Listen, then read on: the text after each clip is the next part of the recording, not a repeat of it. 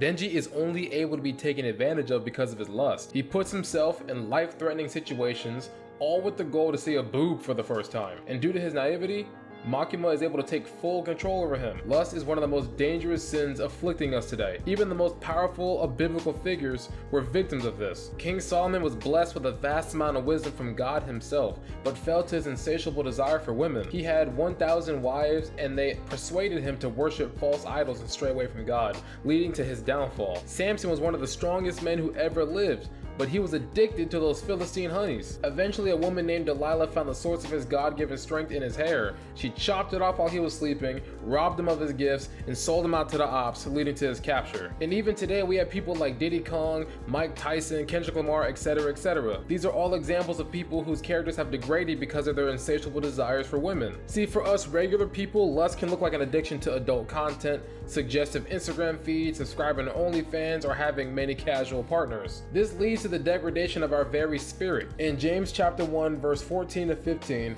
it says, "But each person is tempted by their own evil desires. Their desires lead them on and drag them away. When these desires are allowed to remain, they lead to sin. And when sin is allowed to remain and grow, it leads to death." If the most prominent figures in history become slaves to lust, what makes you think that you're going to be special? Lust is not just the desire for an abundance of sexual experiences.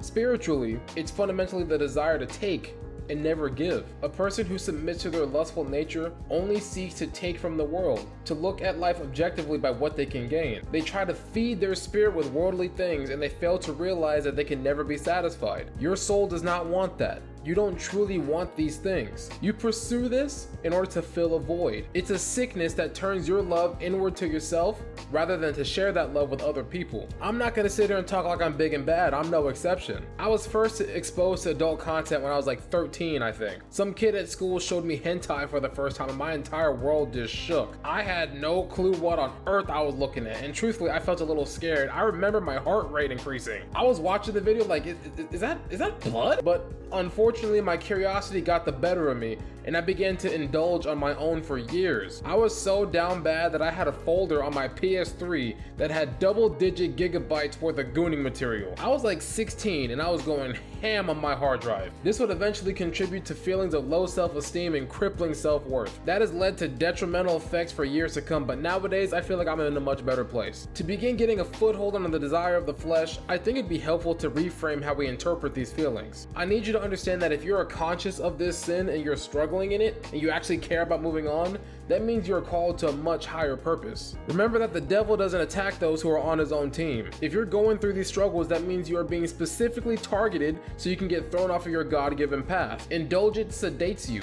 It makes you comfortable. It makes you easy to control because you aren't a threat anymore. If you interpret your urge as an attack from the enemy, then you'll have a much stronger time pushing through it. At the end of the day, defeating these feelings is not gonna just be up to willpower. You will have to remind yourself who you are and why you're here. If you don't know that yet, then remember that you're here for a reason, and you can't find that reason if you continue to allow your flesh to drive your decisions. As you start to combat these demons, you'll start to naturally fill your life with more spiritually satiating things. It will get to a point where you don't even have enough room for the darkness anymore because your world is just so bright. I pray that you guys all find that brightness soon.